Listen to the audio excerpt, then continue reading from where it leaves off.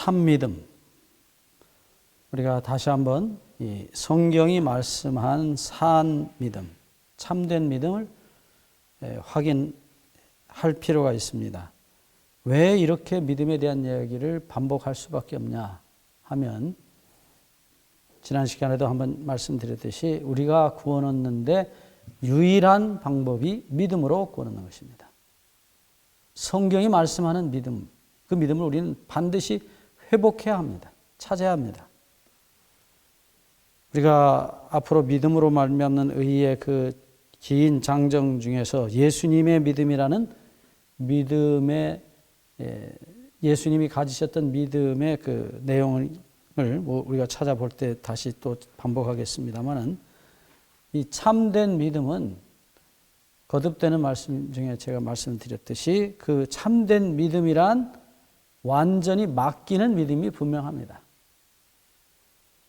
그래서 믿음이 맡기는 행동임을 사단은 어떻게 하든지 다른 것으로 변질시키려고 역사를 통해 노력해 왔어요.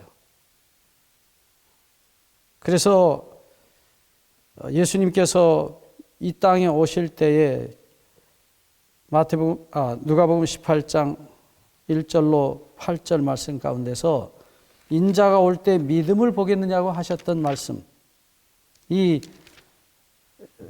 마지막 세상의 참된 믿음의 결여, 누가복음 18장 8절에 믿음을 보겠느냐,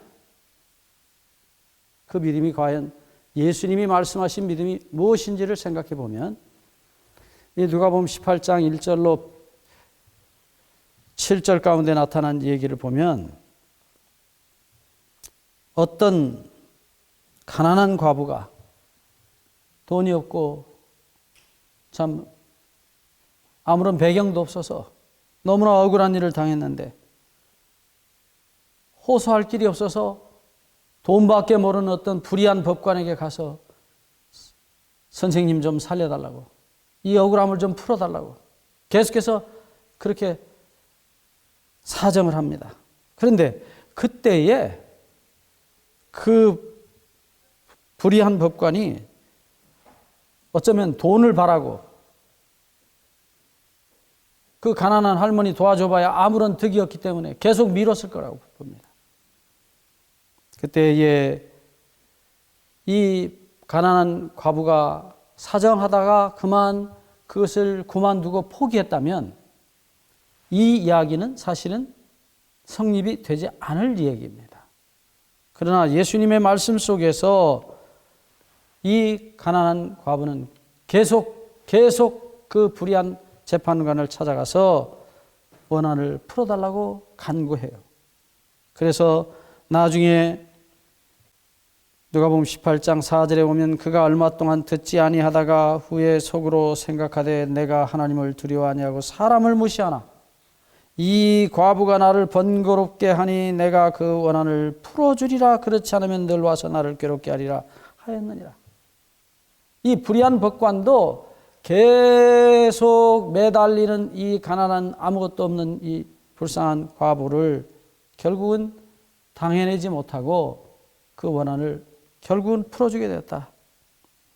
그러면서 6절 보시면 주께서 가라사대 불의한 재판관의 말한 것을 들으라. 8절 하물며 하나님께서 그 밤낮 부르짖는 택하신 자들의 원한을 풀어주지 아니하시겠느냐? 저희에게 오래 참으시겠느냐? 여기 분명히 말씀합니다. 너희에게 오래 참으시겠느냐? 하나님의 응답이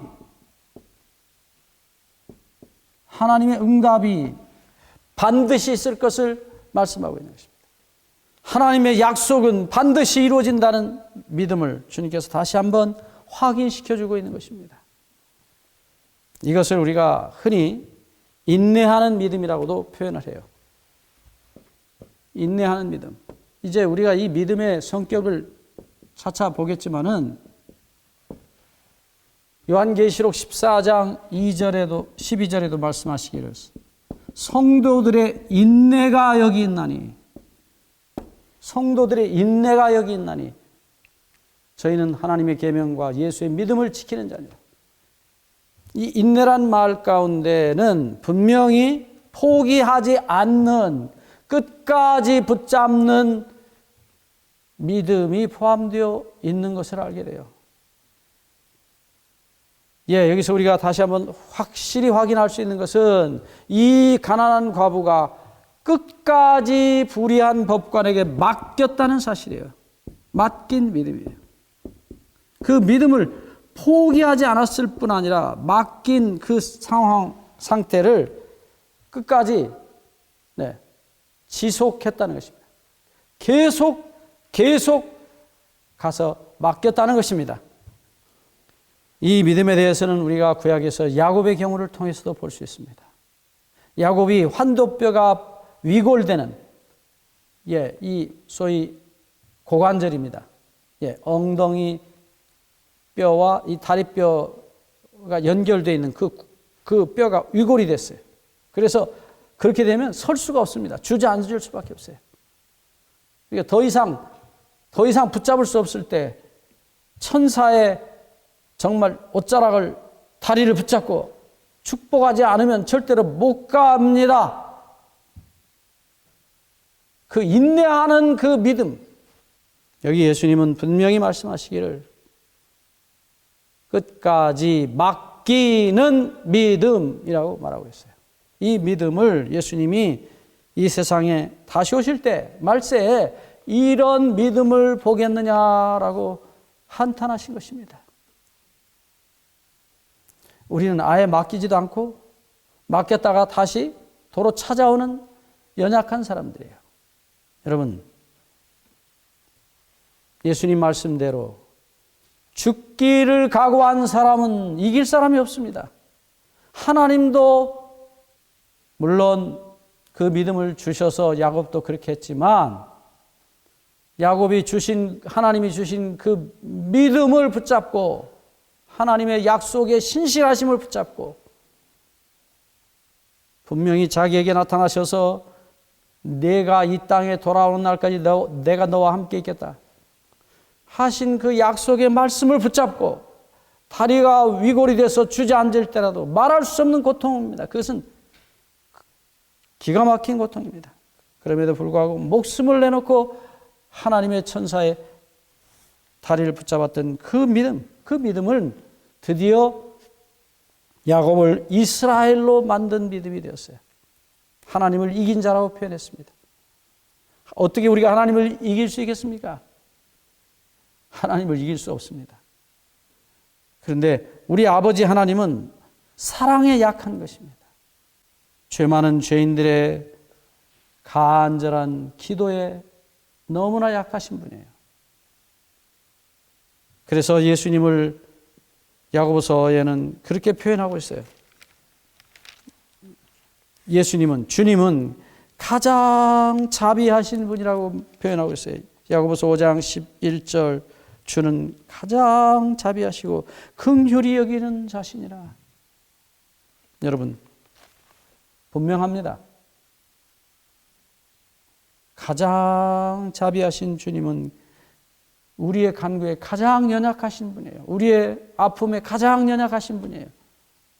우리를 사랑하시는 일에 그분은 정말로 가장 연약하신 분이십니다. 우리의 한숨 소리에 그분은 견디시지 못하시는 하나님이십니다. 마치 우리 아버지, 우리 어머니처럼요. 자식의 아픔을 어떻게 할 수 없는 그런 하나님이십니다. 어쨌든 여기서 우리 다시 믿음의 얘기로 돌아오면 예수님이 말씀하신 누가복음 18장 8절의 믿음은 끝까지 어느 끝까지냐면 응답 받을 때까지 맡긴 믿음이에요. 그냥 용서해 주겠지. 그냥 하나님이 나를 구원해 주시겠지. 그렇게 머리로 믿고 끝나는 믿음이 아니에요. 계속 맡기는 행동으로 나타난 믿음이에요. 제가 제 어머니 얘기를 좀 하려고 합니다. 저희 어머님이 평생 신앙을 하셨는데 저희 아버지는 평생 어머니 돌아가시는 날까지 신앙을 안 하셨어요. 그래서 그렇게 많은 핍박을 하셨습니다. 정말 많이 어머니가 구타를 당하시고 교회를 못 가게 이렇게 저렇게, 심지어는 나중엔 계속 교회 가고 그렇게 하면 이혼하시겠다고까지 했어요. 근데 그 모든 것을 이기셨어요. 평생 새벽기도 하셨습니다. 새벽기도 시간에 가서 남편을 위해서 간절히 기도하셨어요. 그런데 막상 어머니가 돌아가시던 시간에 저희 아버지가 돌아가시는 어머니 마지막 모습을 보면서 너무나 견딜 수가 없어서 저 얼굴을 어디 가서 다시 볼 것이냐고 당신도 모르게 소리를 내시더라고요. 그때 저희 큰누님이 아버지 예수님 믿고 죄를 벗으면 천국 가서 어머니 다시 볼 수 있습니다. 그러니까 우리 아버지가 거절하지 않으셨어요. 그것이 자기 아내가 죽는 게 너무 큰 충격이었기 때문에. 우리 가족들이 그날 참 많이 울었습니다. 제가 그때 얻은 놀라운 사실은 하나님은 우리가 죽은 다음에도 당신의 약속을 지키신다는 사실을 깨달았어요. 신실하신 하나님, 약속을 지키시는 우리 아버지 하나님, 우리가 드린 모든 기도를 반드시 응답하시는 하나님. 우리가 할 일이 무엇입니까? 죽는 시간까지 주님께 맡기는 일이에요. 그러면 그 맡긴 일을 주님께서 네가 맡긴 대로, 네 믿음대로 되라고 말씀하십니다. 우리가 할 일은 무엇입니까? 죽는 시간까지 우리의 죄된 몸과 마음을 주님께 맡기는 일입니다. 언제까지요? 하나님께서 응답하실 때까지. 우리가 죽은 다음에도 하나님은 우리의 기도를 응답하십니다. 그는 거짓말하실 수 없는 신실하신 하나님이십니다.